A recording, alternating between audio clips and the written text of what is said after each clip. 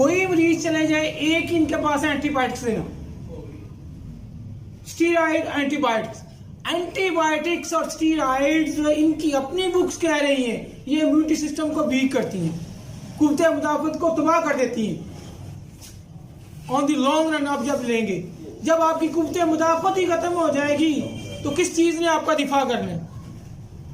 Defence line ही आपकी खत्म हो गई तो फिर आपको बड़े बड़े मराज़ लगेंगे।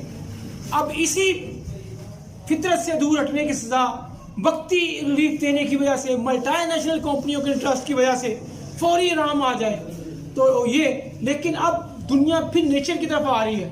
WHO की रिकमेंडेशन है कि एंटीबायोटिक से बचो, ये आपकी कुव्वत मुदाफ़त को ख़त्म करती हैं। इनका नाम तो एंटीबायोटिक्स है, ये जरासीम मारती नहीं है बल्कि जरासीम के अंदर मुज़ाहमत पैदा कर देती हैं, रेजिस्टेंस पैदा कर देती हैं। जो रेजिस्टेंस मरीज ख़त्म करने के बजाय जरासीम को, उनको और मजबूत करती हैं। तो अब क्या रहेगा उनका फलसफा पीछे? जिस फलसफे में बुनियाद थी पूरी पैथोलॉजी की, पैथी की, वही ख़त्म हो गया। तो WHO ने रिकमेंड किया है कि अल्टरनेटिव ढूंढो, दूसरे मुतबादिल